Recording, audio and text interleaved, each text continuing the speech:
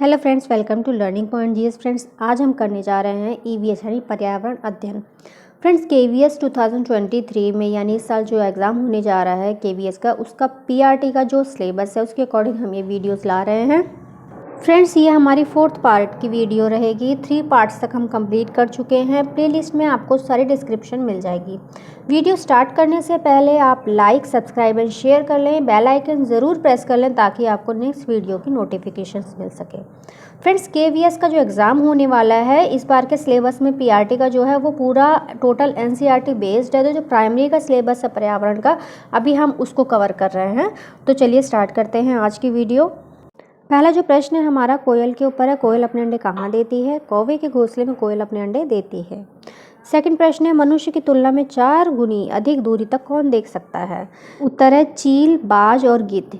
Friends, चील, बाज और गिद्ध ऐसे जीव हैं जो मनुष्य से 4 गुना दूरी तक देख सकते हैं। तीसरा प्रश्न है हमारा, एक फसल को काटने के बाद खेत को कुछ वर्षों के लिए खाली छोड़ दिया जाता है। उसमें कुछ भी बोया नहीं जाता है, उसमें जो भी उगता है उसको उखाड़ा नहीं जाता, जला दिया जाता है। यह राख भूमि को उर्वरक बना देती है। भूमि खेती के लिए तैयार की जाती है तो उसमें हल्का सा खोदकर उसमें बीज डाल दिया जाता है। ये किस प्रकार की खेती होती है? तो ये जो सेंटेंस देख रहे हैं ये एनसीईआरटी की बुक से लिया गया है। फ्रेंड्स, यहाँ पे जिस खेती की बात कर रहे हैं उसका नाम हमें बताना है। तो वो कौन सी खेती है? झूम खेती। झूम खेती को इसी तरह से किया जाता है। बहुत बार एग्जाम में प्रश्न इस पे आया हुआ है। चलिए नेक्स्ट देखते हैं। अगला प्रश्न है चौथा प्रश्न, कोई सपेरा अपने वाद्य यंत्र से यानी बीन को बजाता है तो सांप उसकी ध्वनि पर अपने सिर इधर उधर घुमाता है। आपके विचार से सांप वाद्य यंत्र के प्रति अनुक्रिया कैसे करता है? तर इसका उस वाद्य यंत्र द्वारा उत्पन्न कंपनियों के प्रति अनुक्रिया करके, यानी जो वाद्य यंत्र है जब बीन बजती है तो उसमें एक प्रकार का ध्वनि तरंग निकलती है। उसको जो सांप होता है वो ध्वनि तरंगों को ही कैच करता है, उसी के अकॉर्डिंग वो अपने सर को इधर उधर हिलाता है। पांचवा प्रश्न है कौन से राज्य जम्मू कश्मीर के पड़ोसी राज्य है? काफ़ी बार प्रश्न आया हुआ है ये। हिमाचल प्रदेश और पंजाब। छठा यानी 6th प्रश्न है हमारा, मच्छरों द्वारा फैलने वाले रोग कौन कौन से हैं? क्या कहते हैं उन्हें? डेंगू, मलेरिया और चिकनगुनिया, ये मच्छरों द्वारा फैलने वाले रोग हैं। ये एनसीईआरटी में दिए हुए हैं तो हमें इनके नाम पता होना जरूरी है। नेक्स्ट प्रश्न है 7वां, जो व्यक्ति जंगल में कम से कम 25 वर्षों से रह रहा हो उस जगह, उस जंगल, उस भूमि पर और उसके पैदा होने वाली वस्तुओं पर उसका अधिकार है। ये जनादेश किसके द्वारा दिया गया है? तो ये प्रश्न काफ़ी इम्पोर्टेंट है, ये एग्ज़ाम में आया हुआ है केवीएस के बैक ईयर पेपर में। इसका उत्तर है जंगल अधिकार अधिनियम 2007। तो हमें याद रखना है कि ये जंगल अधिकार अधिनियम आया था 2007 में, जिसके अकॉर्डिंग जो 25 वर्षों से जिस जहाँ रह रहे हैं वो किसान, उस जगह भूमि, जंगल, उसकी पैदावार पे उसका अधिकार है। 8वां प्रश्न है पशुओं की त्वचा पर विविध पैटर्न यानी डिज़ाइन किसके कारण होते हैं? तो उनकी त्वचा पर बालों के कारण होते हैं। आपने देखा होगा कि जो एनिमल, चाहे डॉग हो, हिरन हो या फिर शेर वगैरह के ऊपर जो भी डिज़ाइन आपको दिखता है वो उनके बालों के पैटर्न की वजह से दिखता है। नेक्स्ट प्रश्न हमारा 9वां प्रश्न है, घटपर्णी पौधा यानी निफेंथिस अपना भोजन किस प्रकार बनाता है? उत्तर है मेंढक को चूहों, कीड़े मकोड़ों को चालाकी से फंसाकर खा जाता है। इस प्रकार निफेंथिस यानी घटपर्णी पौधा अपना भोजन बनाता है। जो निफेंथिस है यानी घटपर्णी पौधा है, ये क्या करता है? कीड़े मकोड़ों को और मेंढकों को, चूहों को अपने अंदर फंसा लेता है। इसके अंदर से खुशबू अलग प्रकार से निकलती है जिसको सूंघकर ये कीड़े मकोड़े इसकी तरफ आकर्षित हो जाते हैं, इसकी तरफ आते हैं और ये उनको फंसाकर खा लेता है। इस पौधे को घटपर्णी पौधा या शिकारी पौधा या निफेंथिस भी कहा जाता है। शिकारी पौधा इसलिए कहा जाता है क्योंकि कीड़े मकोड़ों, मेंढकों, चूहों का भी शिकार करके अपना भोजन बनाता है। 10वां प्रश्न देखते हैं, हाथी दिन में कितने घंटे सोता है? हाथी दिन में 4 घंटे सोता है।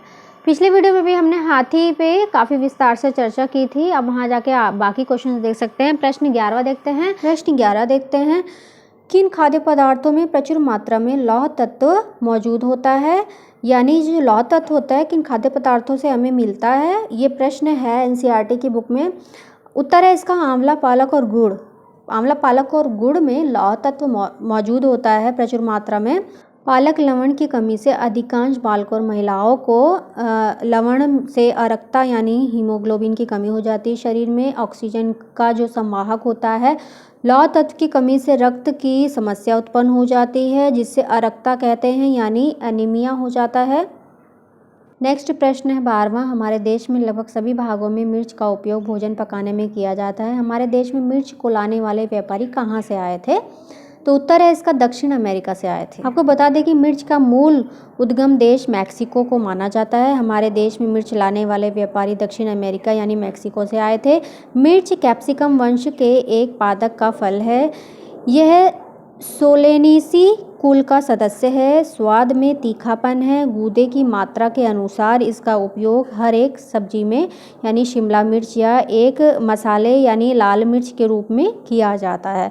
और हम जो पकवान बनाते हैं, कोई भी भोजन बनाते हैं, तो उसमें मिर्च का प्रयोग अवश्य करते हैं। नेक्स्ट जो प्रश्न है 13 प्रश्न है हमारा, नीचे पशु के बारे में पूछा गया है, हमें उसे पढ़कर उसे पहचानना है। तो चलिए देखते हैं। यह भालू जैसा दिखता है परंतु भालू जैसा नहीं है। यह दिन में लगभग 17 घंटे वृक्ष की शाखाओं से उल्टा लटक कर सोता है। यह जिस वृक्ष पर रहता है उसी की पत्तियां खाकर लगभग 40 वर्षों तक जीवित रहता है। यह बहुत आलसी होता है। तो ये जो वाक्य दिया हुआ है इसको हमें पहचान के बताना है कि कौन सा जानवर है। तो ये कौन है? ये कौन है? स्लॉथ है। स्लॉथ के बारे में एनसीईआरटी में ये बताया गया है कि ये बहुत आलसी होता है, भालू की तरह दिखता है। चलिए और जानते हैं स्लॉथ के बारे में।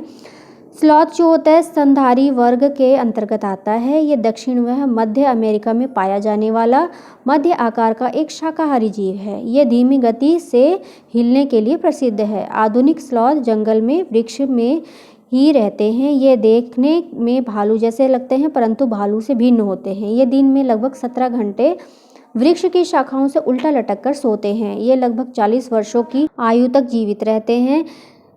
जीवित रहने के लिए ये पेड़ों की पत्तियों को खाते हैं। जिस पेड़ पे ये रहते हैं उसी पे सोते भी हैं, और जब तक उस पेड़ की पूरी पत्तियां ख़त्म नहीं हो जाती तब तक दूसरे पेड़ पर ये नहीं जाते। इनके बारे में और बताया गया है, ये पूरे जीवन काल में 6 से 7 पेड़ों तक या हार्डली 8 पेड़ों तक ही ये जाते हैं। ये बहुत नेचर वाइज बहुत आलसी होते हैं। तो ये हमने पढ़ा स्लॉथ के बारे में। स्लॉथ एक बहुत इंपॉर्टेंट टॉपिक है। ये जितना हमने इसमें पढ़ा है इसमें से कोई ना कोई प्रश्न घुमा के पूछ लेता है या एज इट इज़ वाक्य के हिसाब से भी पूछ लेता है।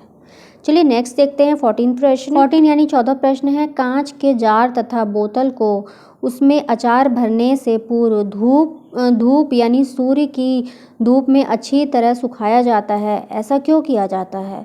ऐसा इसलिए किया जाता है, इसका उत्तर है कि नमी को पूर्णतः हटाने के लिए। नेक्स्ट 15 प्रश्न है, रेनू की दादी उसे एक सूखा हुआ कुआं दिखाती है और बताती है कि इसमें 15 से 20 वर्ष पहले कुएं में पानी था, लेकिन अब यह पूर्णतः सूख गया है। कुएं में पानी सूखने का क्या कारण हो सकता है? इसका उत्तर है पेड़ों, कुएं तथा उसके आसपास के स्थान की मिट्टी अब सीमेंट में बदल चुकी है, यानी अब वो सीमेंटेड हो चुकी है, सीमेंट से ढक गई है। आसपास के इलाके में बहुत सारे बोरिंग पंप लग गए हैं जिसके कारण पानी सूख गया है। फ्रेंड्स, ये हमने किए हैं आज के 15 प्रश्न, और ये 15 प्रश्न ऐसे हैं कि ये वेरी इंपॉर्टेंट है। किसी भी एग्ज़ाम में ये आप देखेंगे ये प्रश्न ये आए हुए हैं केवीएस में, तो मोस्टली इसमें से प्रश्न उठ के आए हैं। जो वीडियो बना रहे हैं हर एक टीचिंग एग्ज़ाम के लिए बहुत इंपॉर्टेंट है। अगर आपको वीडियो पसंद आई है तो लाइक, सब्सक्राइब एंड शेयर करना ना भूलें। Thank you for watching friends.